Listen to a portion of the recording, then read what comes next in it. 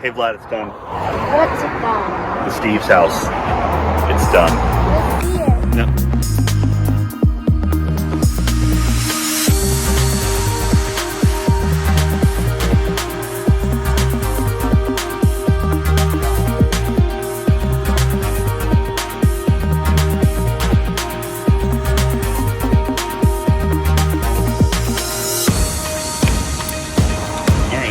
You ready to see this house? Over the last 8 months, we've been renovating this 3,000 square foot fourplex. Now that it's all finished, let's take a look at the before and after and go over the numbers. Welcome to the Profitable Properties YouTube channel. I'm insanely proud of how this house turned out. And while it may not be perfect, it was a huge effort that cost a huge amount of money. This video, we're gonna look over this entire house and see how it turned out. Everything from the wood floors to everything else. Are you gonna open up these units or what? Sure. I feel like a high school janitor with all these keys. All right, here's 3 and 4. Go open those. We're gonna start off here with the brand new front door that was put on. Brand new as in like 100-year-old Mexican wood door. The really cool thing about it was the week that it was installed, it was put to the test because somebody wanted to get in here so badly that they kicked the front door in. I know like every video's got a break-in story. Well, might as well finish it off in the same style. The door itself was perfect. The door jamb actually needed to be replaced. That's why we went away from those old casings over here. They got wrecked because somebody kicked in the doors. We had a patch put in over here on the wood floor right before they refinished the whole thing. One of the videos that I had watched on YouTube, a guy prevented tenant lockouts by removing the locking knobs and going with just the deadbolts in every door, which I thought was really, really clever. So you have to have the key to lock it from the outside. The same thing is true of all the actual units. So no locks on the doorknobs. All of the doorknobs in the entire house, you'll notice this. In all of the common areas, we have these sensor lights. So this sensor light is outside. It's the only thing that's switched. And then we have the motion sensing lights for the common areas. Let's start like we always do on the upstairs. As we go upstairs, I'll point out this carpet right here, brand new commercial carpet, but then we found underneath this landing, beautiful wood floors once again. Put on that little strip right there to finish it off, and my motion light just kicked off. The chandelier was actually from my parents' house. They gave it to me, so that's their contribution, among many others, to be honest.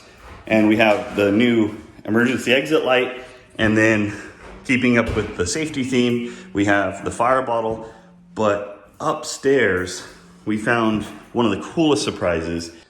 We had the guys that did my Martindale house come back and redo this floor, that floor, and that floor, and they all turned out amazing. And I will work with them again, definitely in the future. So to get this one here to work is where you would have seen in the last video where we had to go up into the ceiling here. So this right here is the wire that comes from that switch to put a motion switch in there. And you can tell it's just single stranded and it runs to the living room area of this upstairs unit.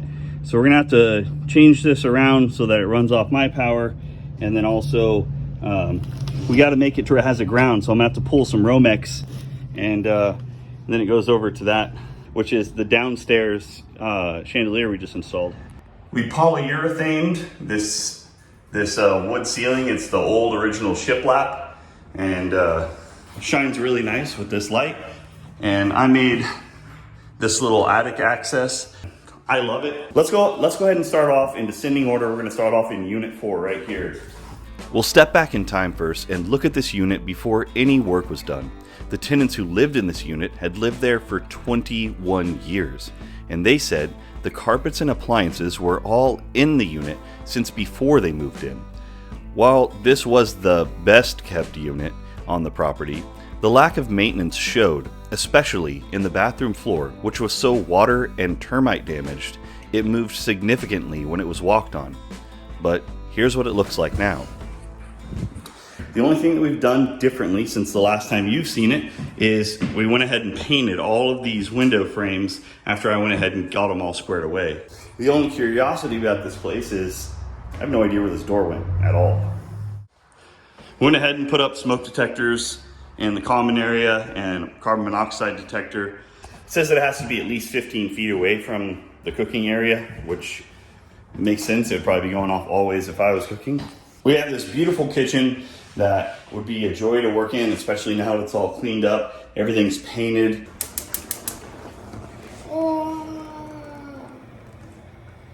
What? Looks so cool. It works. Wait, Yep, everything works. This place is rent ready, dude. It's been professionally cleaned, top to bottom. The property management company has a cleaning service, or maybe it's just one lady. I've only seen the one. She's very nice, and she does, from what I can tell, a really good job getting these places in great condition. The last video, the water wasn't working. as you can see, it doesn't work. I assure you it's working now, along with the hot water. There's the only sign of our 4 hot water heaters. The 5th one is over there. Last time you guys were looking, we didn't have all the fixtures installed in this bathroom, but now it looks absolutely stunning. The sink looks a little bit more presentable and definitely more sturdy. Is it sturdy, Vlad? Can you try to give it a pull? Go ahead. Mounted into the wall. Oh, well, that's good. That's good. Can you turn the light off? Who do you think pays for electricity around here? So now we're into Unit 3. Unit 3 was vacant when I bought the place, but it had broken windows, gross wall texture, and a Bluetooth ceiling fan. But it was the first place I saw potential with these amazing wood floors. The biggest, weirdest part of Unit 3 from the last time that we saw it was the fact that they had covered over where this light went. I just went ahead and dug out where I knew it existed, and the wires were right there, and we just installed the same kind of light that we've been installing in a lot of the rest of the house. You'll see this because they were on special or whatever it was. We got a deal in bulk, and those are the things that we bought. Like the granite. The granite, we had the same people cut all of them for all 4 kitchens and come and install them. So that saved us. Same with the cabinets. I bought all the cabinets from the same place, did a lot of the assembly. All of the tile came as a bulk order. So the only thing we did as a one-off that this unit and this unit alone has is this. I did a butcher block top right next to this stove. We sealed it. It should be a nice little like workspace. In every other bathroom, just like the one next door in Unit 4, we did the same kind of fixtures, the same marble style tile, the same size of bath pan with only a couple of exceptions, and we'll get to those later. This textured over paneling and broken windows were typical for the house. Every surface from floor to ceiling was touched by professionals for an amazing result that will make a great home for someone. Can you go unlock all of the rooms? I don't know how to unlock 2. It's not unlocking. It's not unlocking? Alright, there it is. We'll go over to Unit 1 first. Unit 1 was also in rough shape. The elderly tenant had lived there for 7 years because, like the other units, his rent was less than half the market rate rent. A number of the windows were so badly damaged, like these 2 right here, that removing them completely was the only option. Notice the same carpet as the upstairs that is technically of legal drinking age. This video is after several bags of trash were removed, though I don't blame the tenant for the condition because its owner neglected the property. Sadly, I was told that undiagnosed dementia played a big role in the neglect of this property. But the turnaround from a ton of hard work by the contractors and myself made all the difference. Let's look at how it looks now. First things first, on Unit 1, it had some of the worst windows you could possibly imagine. This one in particular was falling out last time, if you remember. Every one of the units also has one of these AC units that's 220 volt, heat and cold, and when I spec them out for 20% over because of poor insulation, another 10% over. I can't remember exactly why. This is probably the most unfortunate installation because it had to cover up some of this casework, but there was no real way around it and have it still be functionally good for the tenants to shoot all the way down the hallway like that. When we have this front area up here. Now last time I showed you this bathroom in Unit 1, I said that it sucked. I'm gonna kind of take my words back a little bit because it's actually pretty good. It is a little odd since there is a post in the center of it and the ceiling is a little bit low. You can see that, the baldness of my head, only 5 inches or so from the top, but I'm 6'1", so I don't really think it's gonna be an issue. Plenty of working space on the throne. plenty of elbow room here, you know, for washing the mitts, and plenty of working room here for washing the bits. The only regrettable part of this is still the head height clearance here, where, you know, a guy might be half asleep and, you know, bump that and then be fully asleep. As we talked about before, we got every one of these fridges from the appliance outlet. They're good, solid units. I've had them in here for a week or so now, all on to make sure that they work, and we've had no issues. And this, what is probably the second smallest kitchen, is still pretty nice, with a little bit of upper cabinet space, quite a bit of lower cabinet space, and then some additional room over here where if you wanted to put some shelves and make yourself a little cabinet pantry or something like that, you still have room. And I wanted to keep the natural light in here, but also get rid of the giant window that was right here that was probably the most wrecked window that was on the property. And the freezer is pretty cool. Is it freezing? Last but not least, we'll head on into this master bedroom, which is pretty awesome in all the natural light that it has. You can probably just throw your bed up right here, throw yourself some nice curtains on, sheer curtains on the windows so you don't put on too much of a show, and have a really, really nice spot here, especially for that early morning light on the east side. No. Daddy. And the bathroom. Yep. This bathroom right here is probably going to show the amount of work that the cleaning lady had to put in, because I was actually thinking about coating this shower pan before, and she cleaned it so well that I don't really think there's a need to do it anymore. And this unit is pretty awesome, but we're going to take you back to my number one unit, number 2. Unit 2 was the pinnacle of gross. The front bedroom had 2 wrecked windows and so much blue, and was also the entry point for our very first break-in.